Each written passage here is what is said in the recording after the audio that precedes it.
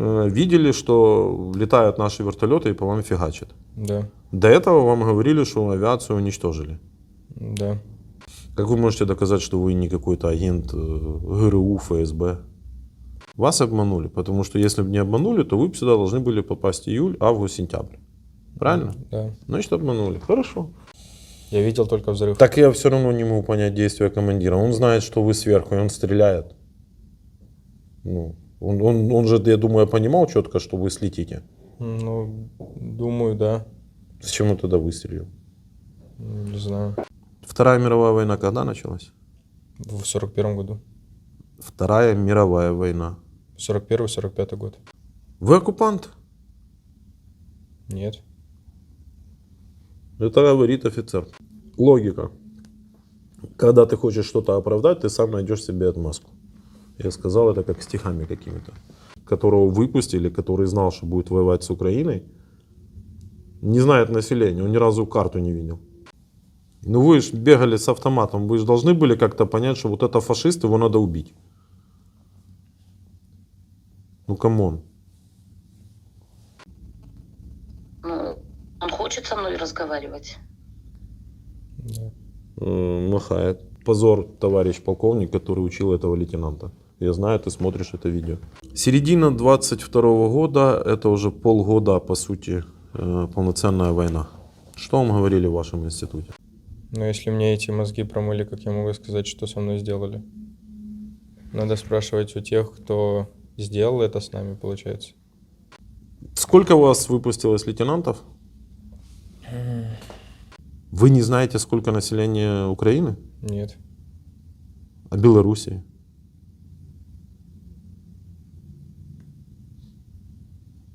Сколько вы, будучи курсантом, раз стреляли из танка?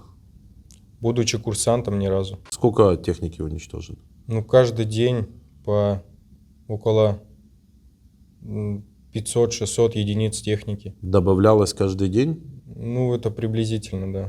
Что было в 1939 году? Вам вообще в институте рассказывали про это? Да. Что?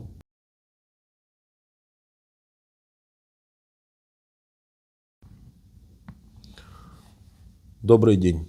Здравствуйте. У вас написано «Россия». Да.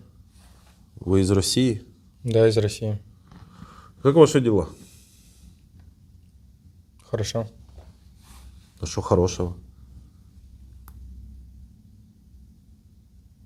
Нахожусь в плену. У нас беседа. То есть я не знаю, к чему мы можем прийти. Мы можем к чему-то не прийти или там еще что-то. То нестандартные вопросы, нестандартные. Можем вообще про вас не говорить, а поговорить про что-нибудь другое. Я Поэтому, понял. если я что-то говорю и вы с чем-то не согласны, вы можете со мной спорить, приводить свои контраргументы. То есть это не допрос, как там товарищи с ФСБ пишут, что вы их допрашиваете. Представьтесь, пожалуйста. Я Рыбель Сергей Иосифович. Дата рождения, 30.03.1999. воинское звание и должность, Лейтенант, заместитель командира роты по технической части. город, в котором вы родились, Алтайский край, Волчихинский район, поселок Правда. город, в котором вы проходили службу и какая-то воинская часть. Оренбургский район, село Тотское, 2. Классный руководитель в 4 классе. Алена Юрьевна. Краснослободцева Алена Юрьевна. Прикольно. Знаете, зачем я спросил про классного руководителя? Нет.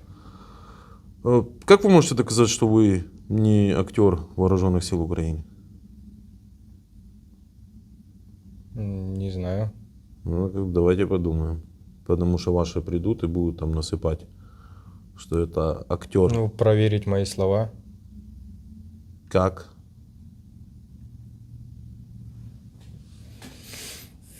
Неожиданно. Да, не знаю как. Как доказать, что вы тот, за кого вы даете? Ну, проверить по каким-то документам. По каким? У вас были с собой документы, когда вы в плен попали? Да, были. Как вы можете доказать, что вы не какой-то агент ГРУ, ФСБ? Ну, военный билет у меня был с собой. Так, военный билет можно написать все, что угодно. Может, вы какой-то элитный спецназовец? Нет. Нет? Почему? Не обучался на это, на спецназах. Или притворяетесь? Нет. Э, Понятно. Смотрите, у нас как бы основная, ну, ваша история, вы когда попали, зашли в Украину воевать? Да. Когда? Дата. 10 июля. 10 июля, летом. И в плен попали в конце октября. Да. По сути, неделю назад. Вы сказали, что вы лейтенант. Да, я лейтенант. Когда вы выпустились? 12 июня. 12 июня вы получили лейтенантские погоны. Да. А что было дальше, расскажите. После чего у меня был отпуск 15 суток. После отпуска меня распределили по месту службы. После чего я приехал на место службы, ездил в Екатеринбург на 2 недели. Там были лейтенантские сборы. После чего я приехал обратно в Тоцкое, и бортом через 2 дня я вылетел в Украину. Что такое лейтенантские сборы? Нам такого никто не рассказывал. Ну, лейтенантские сборы — это подготовка по специальности, на которую ты, по которой ты попал. Расскажите про вашу специальность. Я зампотех роты. Что должен делать зампотех роты? Рота — это сколько танков? Рота 10 танков. Командир роты — это кто? Капитан? Да, капитан. Потом кто идет за ним? Заместитель его, я замком роты по технической части. 2 офицера в роте. Да, То есть капитан и вы лейтенант. да. Что входит в обязанности лейтенанта? Ну, мои обязанности — это следить за техникой, за исправным ее состоянием, наблюдать за ежедневным техническим обслуживанием, как оно проводится, и тщательно ли оно проводится, а также в случае перевода техники с зимы на лето следить и наблюдать за качеством перевода техники. Понятно. Чтобы техника находилась в постоянно работоспособном состоянии, в боевой готовности. Вы ездите все время, ну, тоже в танке, да? Да, у меня есть место в танке. Какую функцию, когда вы в танке, вы вместе с командиром едете? Нет, можем без командира. Не, имеется в виду, когда вы в танке, вы на каком месте находитесь? Либо на наводчике, либо на командире. Ну, в основном на командире. На командире, либо на наводчике.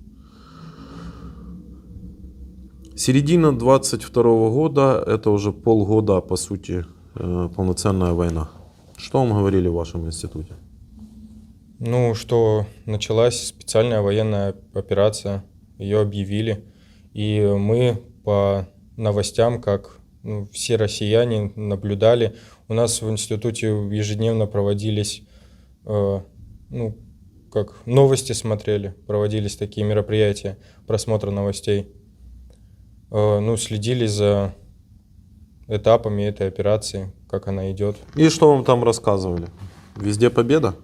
Ну, по телеканалам, да, мы смотрели, что сколько-то техники уничтожено, нам там доводили, сколько личного состава. Сколько? Точно я уже не помню. Ну, приблизительно, я же не говорю там точно. Сколько техники уничтожено? Ну, каждый день по около 500-600 единиц техники. Добавлялось каждый день? Ну, это приблизительно, да. То есть, типа, каждый день на 500 единиц техники больше вы уничтожили? Нет. Ну да, каждый день по 500-400 единиц. Это вот... То есть, типа, к примеру, в понедельник в каком-нибудь мае говорят, уничтожено 10 тысяч единиц техники. Нет, это много. Во вторник 10 500 или как? Ну, то есть, сколько прирост был в день? Мы же не смотрим ваши новости, нам интересно. Не, у нас были числа разные. Например, в один день было 200 единиц уничтожено, на следующий день еще 100 единиц, например. И вот так постоянно цифры скакали. Вы себе представляете это количество техники? Ну да, представляю. Приблизительно. Что у каждого украинца есть по какому-то военной единице техники, чтобы уничтожать таким количеством? Да нет, нету.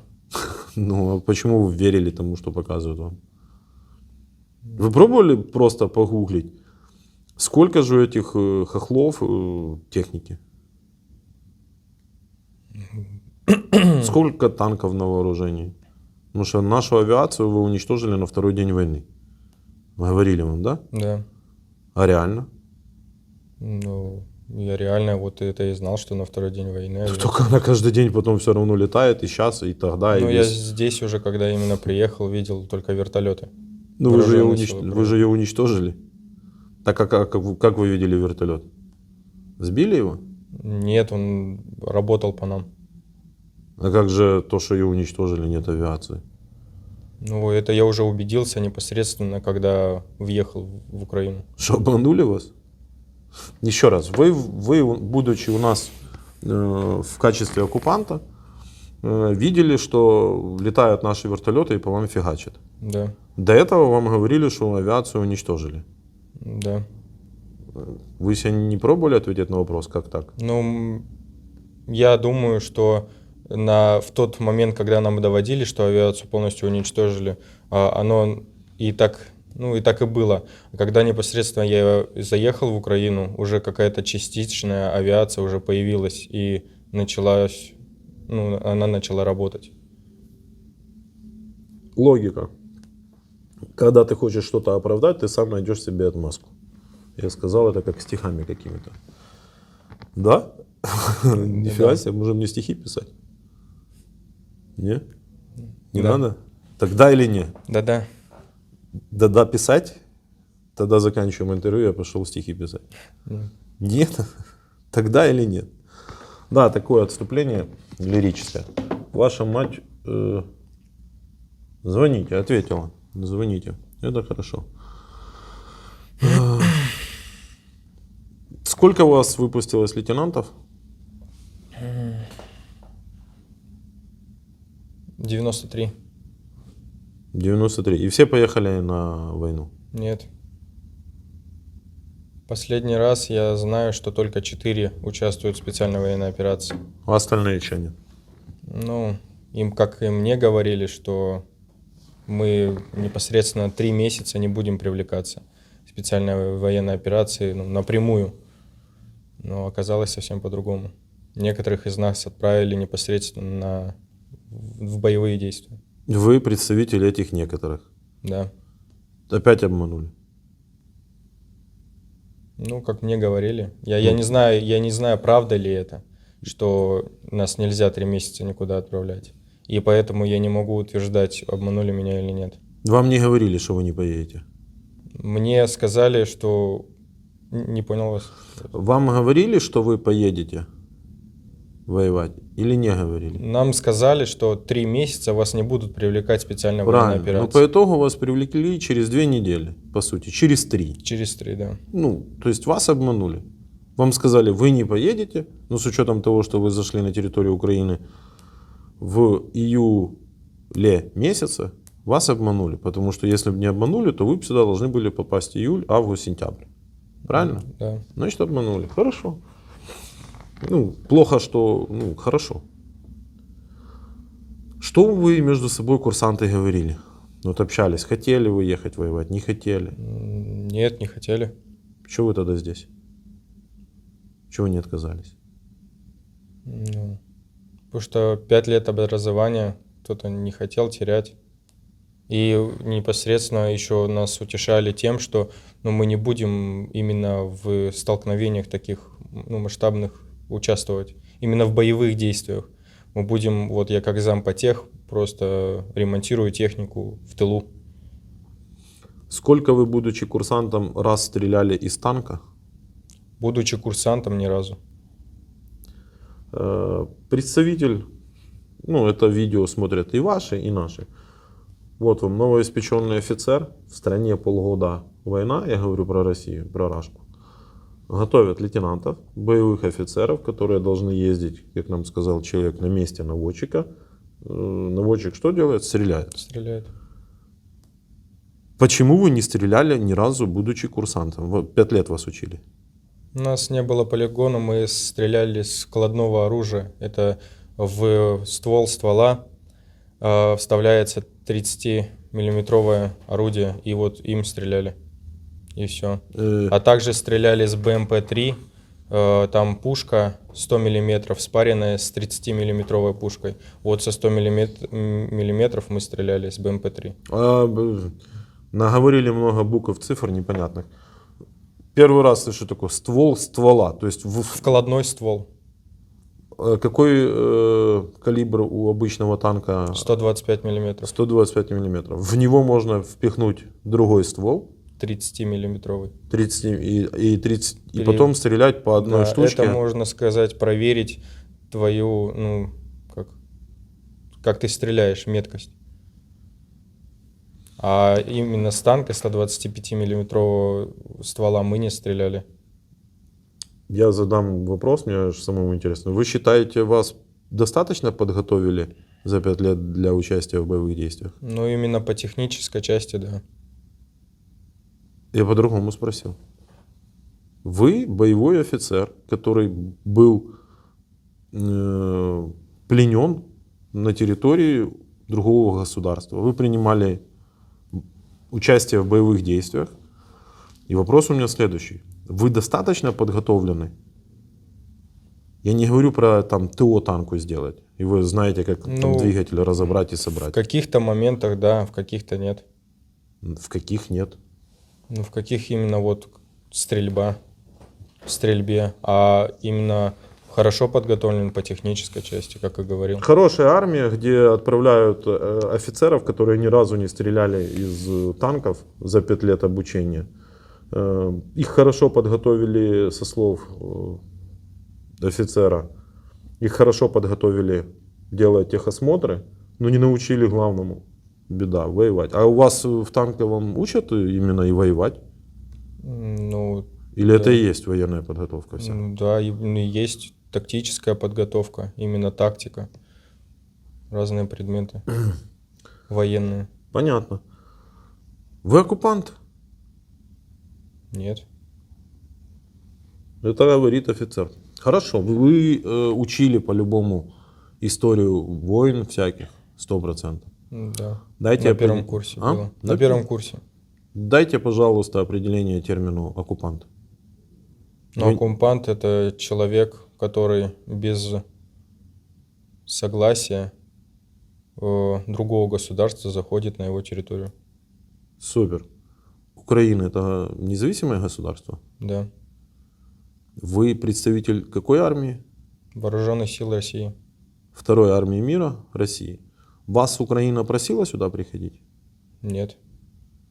Я задам еще раз вопрос. Вы оккупант? Ну, получается, да.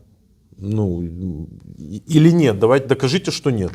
Да, оккупант. Вы это говорите специально, потому что хочу это услышать, или? Нет. Ну, просто... Если мы сейчас все назвали, Ну, все разложено. все разложили, последовательность, и я делаю выводы, что да. Вторая мировая война когда началась? В 41 году. Вторая мировая война. 41-45 год. Великая Отечественная. Вот, это Великая Отечественная война. 41-45. А Вторая мировая? Это разные. Тут прикольно, тут офицер, которого учили. Что было в 1939 году? Вам вообще в институте рассказывали про это? Да. Что? В 1939 году? Да. Ну, это было предпосылкой к Великой Отечественной войны. С 1939 года начиная. Что такое предпосылки, с ваших слов? Я точно не помню. Ну, что вам рассказывали, что произошло в 1939 году, что сделала фашистская Германия? И что сделал Советский Союз? Ну, фашистская Германия с 1939 года начала наступательные действия. Да, на кого они наступали? Не помню. Польша? Хорошо, правильно. На Польшу. А кто им помогал в этом? Франция? Нет. Вообще, ну это жестко. Это сейчас позор, товарищ полковник, который учил этого лейтенанта. Я знаю, ты смотришь это видео. Германия, Польша, Советы. Я подсказываю. Кто напал еще на Польшу? Германия. Вот так, чтобы все видели. Германия. Здесь Советы. Между ними Польша. Советский Союз? Рассказывали вам про это? Нет. Почему? Это же неудобно. Быть армией, которые совместно нападают на другое государство. Какой у них статус? У этих двух государств Да. оккупанты, Ну, оккупанты понятно. Ну вот, захватчики. нет. Союзники. Ну да. Вы знали, что Советский Союз был союзником с Германией? Нет. Вы знали, что был совместный парад, где офицеры Рашки, ну, Советов, стояли рядом на одной трибуне с офицерами фашистской Германии и принимали парад? Нет, не знал об этом. Тоже всей правды не знает.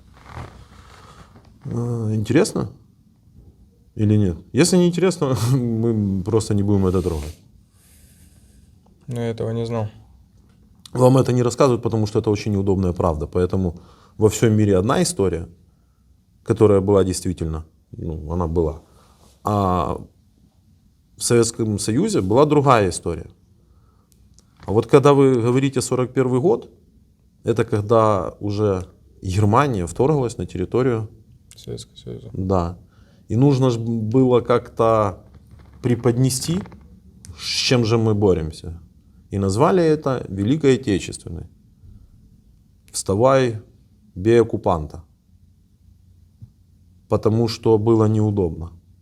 А знаете, что практически вот 39-й, 40-й, 41-е года Советы гнали в Германию бесконечные эшелоны с шерстью, продовольствием, нефтью. Нет, не знал. Интересно? Да, вот кто не знал, погуглите. Книжку сходите, купите. Почитайте. Узнаете много очень интересного. Да, и тогда плакаты были везде висели. Бей оккупанта, ну, про фашистскую Германию. Угу. Вот и как бы у меня вопрос. Что произошло 24 февраля 2022 года? Россия начала специальную военную операцию на территории Украины. А если убрать слова «специальная военная операция» и назвать все своими именами? Вторглась на территорию Украины. По скольки направлениям? Ну, чтобы мы сразу отсекли вот эти варианты. Донецкая область, Луганская область. Вас в какой области взяли в плен? В Луганск. В Луганской. Ну, чтобы вы сейчас не пробовали уйти на вот этот путь, что я защищал ЛНР, так называемая. По скольки направлениям 24 февраля Рашка вошла на территорию Украины? Не помню. По 7. Меня исправляли, я говорил 6, но по 7. Перечислите? Нет. Вообще карту Украины видели? Полностью нет. Ну, отдельных Луганской Народной Республики, Нету Донецкой такой Народной. республики. Есть Луганская область, Луганская которая временно область, оккупирована. Донецкой области видел. А всю Украину не видели карты? Что вы знаете про Украину? Очень интересно. Я разговариваю с цельным офицером, которого подготовили для того, чтобы воевать. Что вы знаете про Украину? Ну, это государство. Независимое государство. Да. Кроме этого, население какое? Не знаю. Вы не знаете, сколько населения Украины? Нет. А Белоруссии?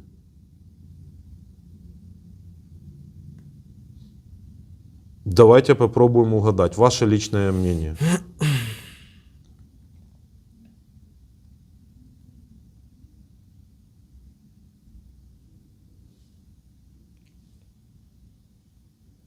Не знаю. Ну, Или миллионов 15.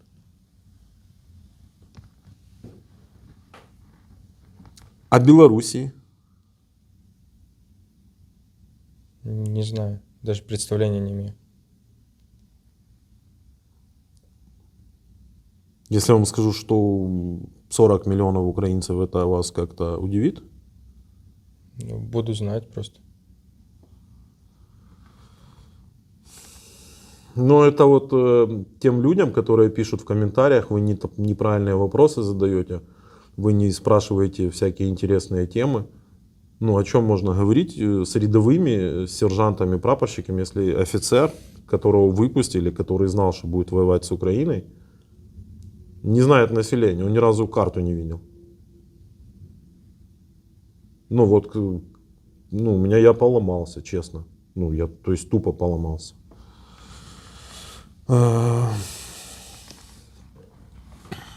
В принципе, что вам говорили, что вы будете тут делать, кого защищать? Что вы пришли? Мирный народ защищать От кого? от фашизма.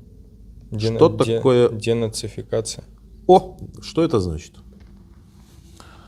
Что значит этот чудесный термин, который ваш дедушка сказал?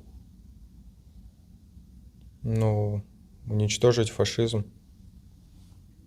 на территориях Украины. Что такое фашизм? Ну, фашизм как в Великой Отечественной войне, что не дать процветанию ему. Вы как себе фашизм представляете? Вот как это должно выглядеть? Ну, это те люди, которые относятся нечеловеческим образом к другим людям. Это какие-то, ну,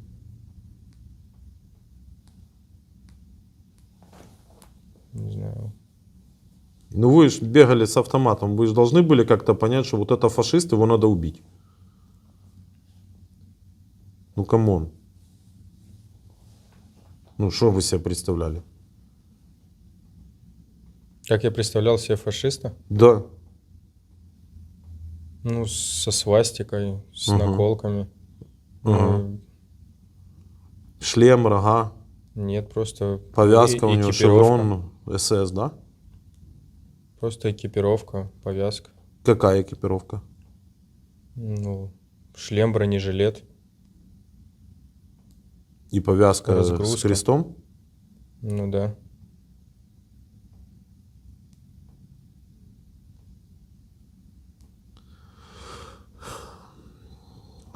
Видели хоть одного? Нет, только с желтыми повязками видел именно вооруженных сил Украины солдат. Я вот реально пробую понять. Вы действительно думали, что здесь бегают какие-то фашисты? Да, думал. А как, что нужно сделать с целой нацией, вот, чтобы промыть так мозги? Ну, я не знаю. Ну вы представитель этих промытых мозгов, вы же понимаете, да? Но если мне эти мозги промыли, как я могу сказать, что со мной сделали? Надо спрашивать у тех, кто сделал это с нами, получается. Ну, я так думаю. Я, ну это, наверное, такое первое интервью, когда настолько все. От кого, ну, я Запущено. просто даже себе не могу представить в голову, ну, не то, что запущено, вот есть вы, оккупанты, которые пришли, ну, понятно, я не буду поднимать там высокие темы, потому что вы про это не думали. Вы не думали не участвовать, потому что вам отдали приказ, правильно? Ну, вам было тупо пофиг, вы шли убивать каких-то фашистов. Вам вообще показывали хоть в фильмах каких-то фашистов? Плакаты, слайды какие-то? Нет. Просто сказали, идем валить фашистов? Ну, я там, понятно, не в такой форме, но суть свелась к этому. Ну, грубо говоря, да. Укропов, хохлов, и они же и фашисты, они там мучают мирных. Ну, Ну. некоторые из них. Не все же украинцы плохие. Есть же мирное население. Они же тоже украинцы. А вы кто по национальности? Русские. Или россиянин? Ну, это типа эпический был ответ только что. Поняли? Что вы поняли? Ну что, по национальности я русский, не россиянин. Русский, Или россиянин? русский. Есть такая национальность? Дать телефон? Интернет есть у нас. Да нет, не надо. Я понял, что россиянин. Задавайте более острые вопросы, получайте более острые ответы. Ну и нам в комментариях насыпают, что вы типа ходите на каких-то низах, там, не можете никак зайти в критические какие-то темы. Вы знаете какие-то критические темы, с которыми можно с вами поговорить? Нет. Так, нам починили интернет. Теперь у нас есть 4 мегабита. Ваша мать задала вопрос. Прочитайте вслух. А он согласен на интервью? Ответьте на этот вопрос. Да, Я же вам задавал его вначале. да, Вы даете добровольное согласие на запись и публикацию? да. Почему? Чтоб связаться с родными. Ну, потому что для вас интервью — это единственный способ позвонить. Правильно? Да. Что матери ответить? Что да. Что да. Да. А в чем проблема? Можно спросить ее? Да, конечно. Почему это может быть проблемой? Почему она меня спросила это? Представления не имею. Не знаю. С ней могли уже связаться и сказать, чтобы просто спросила? Ну, значит, просто спросила. Не знаю. Навряд ли кто-то связывался. Ну, я же не знаю, вы же... Что никто не знает, что я в плену. Ну, почему-то она спросила. Да, давайте поговорим про вашу историю. Зашли вы в Украину, что вы делали? То есть вот первая неделя, где вас разместили? Ну, сначала приехали, меня назначили на подвоз топлива и подвоз боеприпасов непосредственно на поле боя, ну, где дозарядка идет, где танки, например, отстреляли, едут на дозарядку, на дозаправку, на дозагрузку. Угу. И вот я был ответственный за подвоз топлива, боеприпасов и какого-либо другого имущества. Это вы все время, которое принимали участие, все время этим и занимались? Ну, не только этим, еще непосредственно ремонтом техники занимался. Устранял неисправности. И все. Много у вас там танков было на позициях? Непосредственно, где меня взяли, немного. Вы, по сути, с сентября-октября, с июль, август, сентябрь, и вы попали в плен. 3 месяца. Да. Вы 3 месяца, по сути, всегда занимались одним и тем же. Да.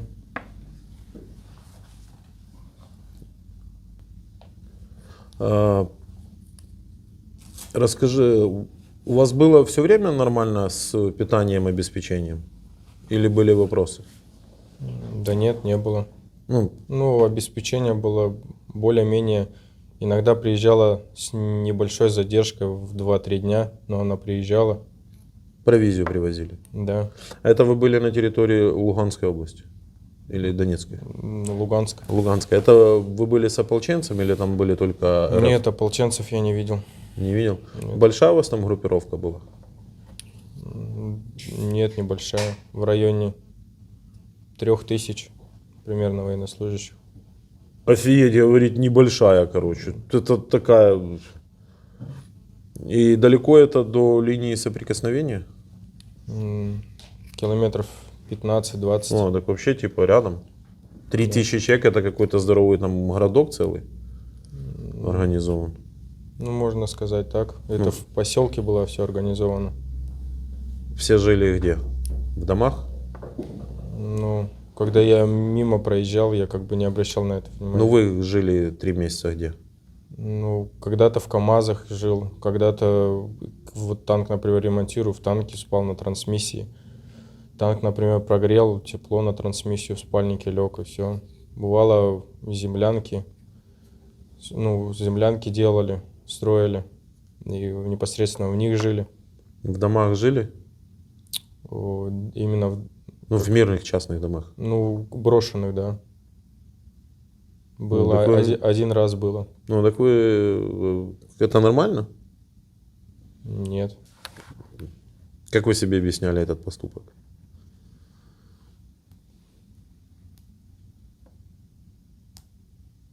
Ну, вы заходите в дом, который был чей-то. Ты можно этот поступок назвать, приравнять наравне с мародерством? Нет. Почему? Ну, мародерство, как я понимаю, это расхищение, разграбление имущества. Я такого не делал. Вы ели консервацию какую-нибудь? Ну, что нам привозили, да? Нет, ну то, что в домах было в частных. Нет, Не ели? не было там такого даже. Расскажите свой последний боевой день. И непосредственно, когда я попал в плен, Где что-то интересное за эти 3 месяца? Кроме того, что вы, я так понимаю, вы ездили на какой-то машине и привозили солярку для других там, танков, БТРов и привозили амуницию. Ну, что-то интересного есть? Что рассказать за этих 3 месяца? да, не знаю, такого. Нет, ничего такого интересного. Ну, ничего не такого. Непосредственно, если бы, какие-то, много для себя узнал, какие-то поломки, неисправности новые. Ну, это нам не интересно. Ну, то есть то, что вы научились крутить болтики, там, шурупчики, вы же понимаете, что... Я понимаю. Да, расскажите свой последний день, как вы попали в плен. Вот во сколько вы проснулись, куда вы поехали, зачем вы поехали, что вы поехали? Ну, меня дали мне 2 машины. Я ехал менять, у нас там непосредственно на поле боя уже 2 машины работали, но они пришли в негодное состояние, неисправное, Из-за чего? из-за минометного обстрела. Миномет попал? Это 2 танка? Да. Я приехал туда с 2 машинами и поменял их. После этого они уехали в ремонт. После этого прибыло еще 2 машины. 2 тяжелые техники. И я организовывал дозаправку этих машин, дозарядку, ну и непосредственную их работу на поле боя. В этот день, когда я попал в плен, мне надо было, сказали, дозаправить 1 танк и 1 БМП. Непосредственно с теми людьми, те люди, с кем я работал, им надо было заправить БМП, а мне танк. Никто дорогу не знал в тыл, где именно происходит дозаправка. А я поехал. У меня вы знали? была карта, да. Я поехал, сел на танк 4-м. Было 3 экипажа, механик, командир и наводчик. Я 4-м непосредственно сел на броню, на башню. Все, мы выдвинулись, проехали километра 3. Там был 2 посадки справа и слева. И посередине прогал. Мы когда... Что такое прогал? в прогал между посадками, как бы проезд, дорога между посадками. Туда первая заехала БМП. После чего слышны были выстрелы и взрывы. Когда мы заскочили в этот прогал, увидели, как взрывается БМП, началась стрелкотня. Экипаж сразу залез в танк, закрыл люки. Танк начал уезжать. Я зацепился за броню. Я, как понял, экипаж включил систему, развернул башню в сторону противника и выстрелил. После чего я сорвался с башни, меня унесло. Упал с танка. Они выстрелили в тот момент, когда вы были на танке? Да. Это можно вообще делать? Вообще нет, но это как... уже непосредственно бой был. Но они же знали, что вы сверху? Да, я знали. Ну, я на танке не ездил, и я не стрелял. Ну, я так понимаю, это очень громко. Да. И такая нормальная, наверное, еще реакция. Ну, там типа толчок какой-то же, да? Ну, очень хороший толчок. Большой. Удержаться типа невозможно. Ну, нет, там еще плюс, что оглушило сильно. И все, и Еще раз, подбили БТР. БМП. Подбили БМП. БМП. Это которая с гусеницами. Да. Я уже различаю. Подбили БМП, выехали на танке. Командир танка принял решение выстрелить. Но он сразу танк начал отступать, отъезжать к своим. Потому что это был тыл, и мы не знали, что нас непосредственно уже обошли. А Нас с чего уже обошли. БТР, БМП подбили? Я не знаю. Не знаю с чего. Я видел только взрыв. А с чего, я не знаю. А там личный состав в БМП? Был. Но Как они- сказали, что все 200. Не было живых, не осталось. Сколько там человек было? Полное, наверное. 7 человек. Ну вы не видели, что они выбегали там? Нет. Я видел только взрыв. Так я все равно не могу понять действия командира. Он знает, что вы сверху, и он стреляет. Ну, он же, я думаю, понимал четко, что вы слетите. Ну, думаю, да. Зачем он тогда выстрелил? Не знаю. Ну, вы отлетели от танка, насколько я понимаю. В посадку, да. И я когда уже поднял голову, ну, меня уже как представили, Вы потеряли автомат. сознание или нет? ну, притуманилось сознание из-за оглушения танка. Просто не слышал ничего.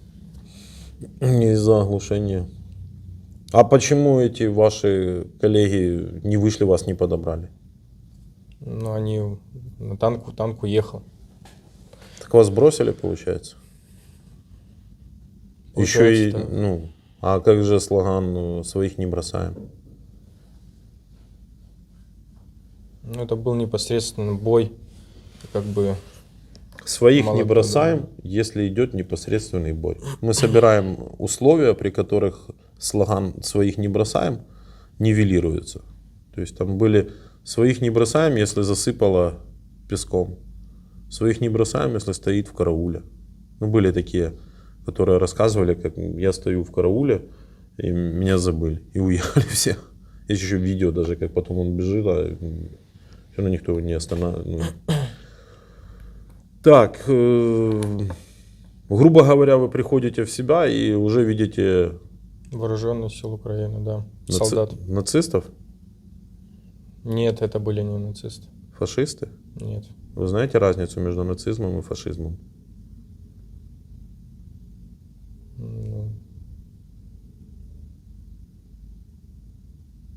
Ну, нацизм и фашизм одно и то же, как более-менее схоже.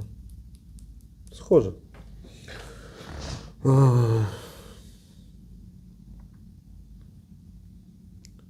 Кому нужна эта война? Я не знаю. Вам она нужна? Мне лично нет. Давайте подумаем, кому она нужна.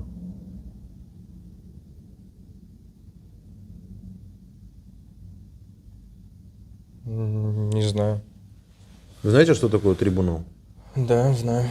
Что это? Военный трибунал, когда солдат, ну, когда военнослужащий за какие-то проступки, деяния отправляется под трибунал, в тюрьму, военную тюрьму. Понятно. А что вы знаете про Гаагу? Как? Гаага. Гага? Гаага. Не знаю. Нюрнберг. Нет. Ну, просто есть еще глобальный такой военный трибунал, типа как мировой, где вот там, когда закончится война, там будут судить военных преступников. Как помните, там после Второй мировой войны нацистов судили. Или вы не интересовались этим? Ну, я слышал об этом. Давайте Ну, а предположим. в мировом таком трибунале нет, я не слышал. Ну, понятно. Ну, у нас как бы, ну, мы видим... Да, позвоним матери. ФСБшнику будем звонить? Я не знаю, это на ваше усмотрение. Ну, вы хотите с ним пообщаться? У меня нет ни моего вопросов. Все нормально, у него все хорошо. Ну, у него, да. А у вас? Ну, вы тоже сказали, как дела, нормально. Да.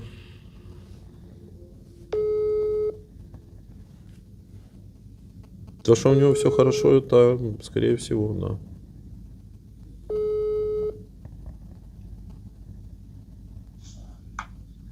Алло, здравствуйте. Здравствуйте. Как ваши дела? Нормально. Как мои могут быть дела в этой ситуации? Да по-разному люди говорят. Но всей правды же мы не знаем, поэтому мы спрашиваем. Ваш сын в плену, он рядом со Я мной очень находится. переживаю. Да, ваш сын в плену, вы с ним будете разговаривать? Ну, он хочет со мной разговаривать. Да. Махает. Я тоже буду, да.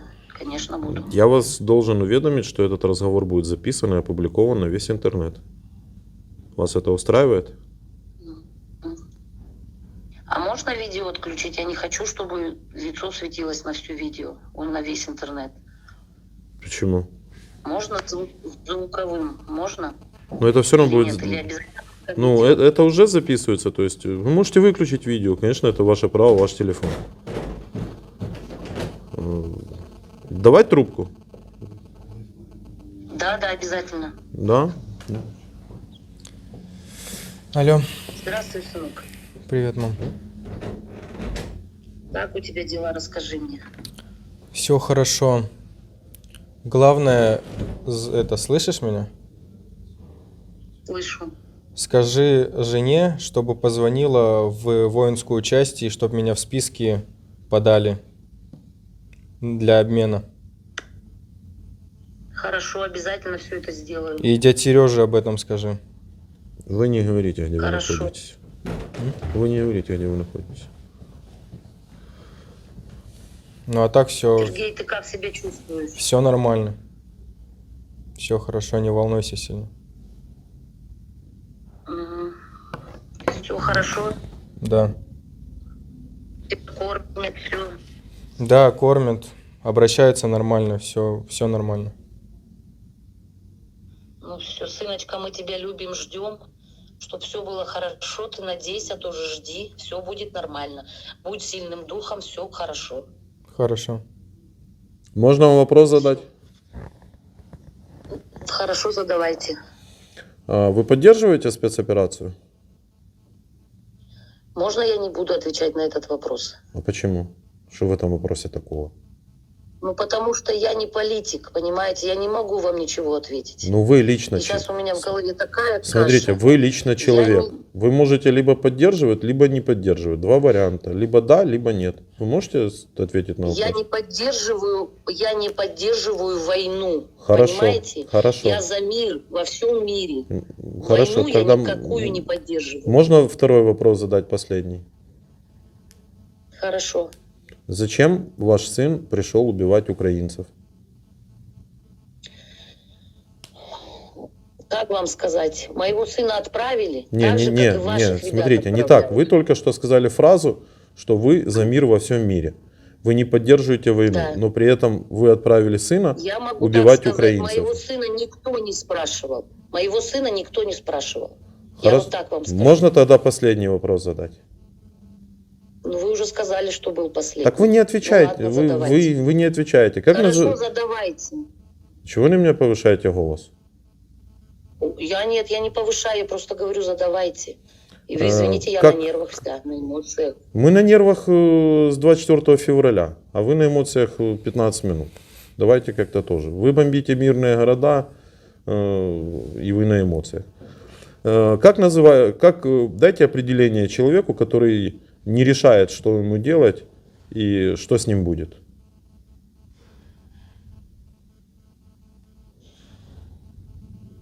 Я не знаю, я не могу ответить на этот вопрос. 3 буквы, на букву «Р» начинается. Я не могу так сказать, извините. Вы переживаете, да? Вы же имеете, потому что вы имеете моего сына же в виду. Поэтому я не могу вам ответить на этот вопрос. Да, я считаю, ваш сын раб, которого ваш царь отправил умирать. Взял как кусочек мяса и кинул неподготовленного в полноценную войну. Ваш сын сказал, что он за все 5 лет военного института ни разу не стрелял из танчика. Поэтому он тупо мясо, которое отправили умирать. Ему повезло, он остался жив. Его танк, на котором он ехал, его бросили. Так же было? Да. Да, он сидел на броне, и мало того, что они его чуть не убили, свои же, выстрелили в танк, на котором он ехал, они просто тупо уехали. А наши бойцы его взяли в плен, хотя могли расстрелять. Я же правильно пересказал историю? Да, правильно. А ваш царь просто посчитал, что вот рабы не могут задавать вопросов, поэтому пойдут умирать в чужую страну. Я где-то не прав? Вы же сказали, вы его не отправляли, его никто не спрашивал. Нет, смотрите, вы это Я же, не тут с вами спорить. ну, видите, тут я прав. Ну, я же построил концепцию этого разговора с ваших ответов. Вы же сказали, его никто не спрашивал. Не спрашивают мнение людей, у рабов не спрашивают мнение и желание. Не желаю вам Получается, хорошего. я скажу, Что-что? мы все рабы. Да, ну я... Получается, мы все рабы. Да, на канале Владимир Золкин увидите это интервью, там 500 таких Как тут 500 таких оккупантов, причем слово оккупант ваш сын сам сказал, что он оккупант, ну, он сейчас уже начинает интересоваться политикой и разбираться. Поэтому вот так вот. Не желаю вам хорошего вечера, у нас бомбежки и проблемы с электричеством. Я имею право так говорить? Да, Я сказал что-то неправильно? правильно все. Ну, вернемся к началу разговора, когда я сказал, что вы можете со мной дискутировать с концепцией рабства. Вы свободный человек? Ну, я думаю, да. В чем выражаются ваши свободы?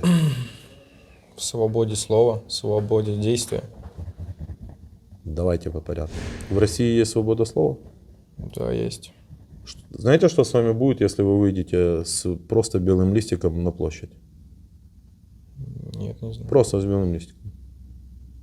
Показать? В смысле, на какой площади? Просто на улицу выйдете с белым листиком вот так. Что с вами сделает ваша полиция? М, На котором не будет написано ничего. Просто белый листик. Нет, не знаю. На листике, где будет написано просто 2 слова. Какие 2 слова? Просто 2 слова? Да, 2 слова.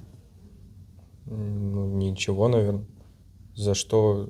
Что ему делать, если он просто с листочком? С бессмысленной надписью. Ну, я же говорю, что с надписью «Нет войне» выходить нельзя. Вы же понимаете. Нажми, пожалуйста, на паузу. Нам надо провести ликбез.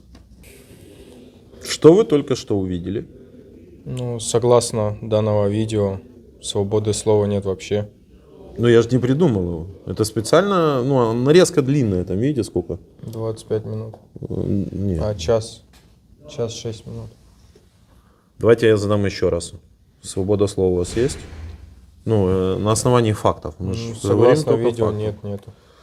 Вы еще сказали, у вас есть свобода действий. Так вы сказали? Ну да. Вы могли не поехать сюда? Ну да, не мог.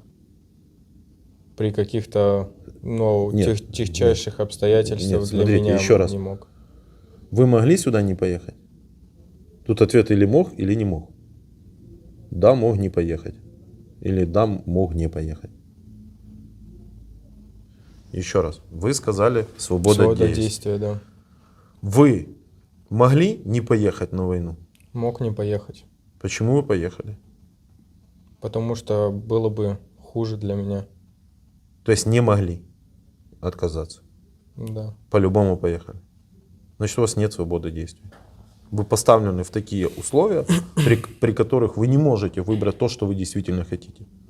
Можно так утверждать? Да, можно. Возвращаясь к вопросу свободы действий. Его нет. Какие еще у вас есть права и свободы, согласно Конституции вашей?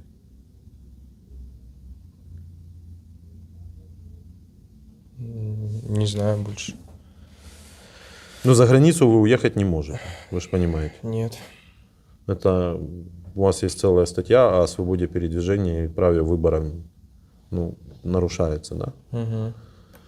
Давайте еще какой-нибудь такой пункт, чтобы я не смог его оспорить. Что вы свободный человек. Да, я думаю, свободная нет страна. такого пункта. Соответственно, Вы уже наиболее подготовлены. я да. Ну, просто я спрашиваю этот вопрос.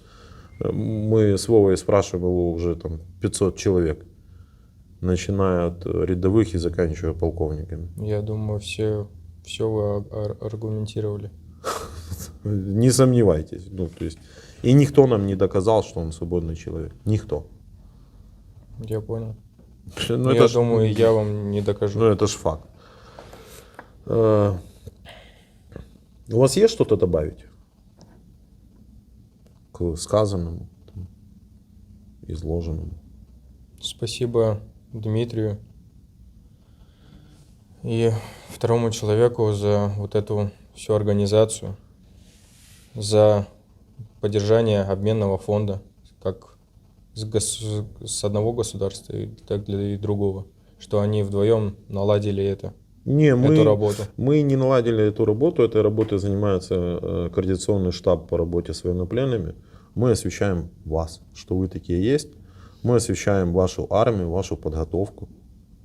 Поэтому обменом занимаются уполномоченные люди. Как бы такая история. А вы реально первый, кто сказал нам спасибо.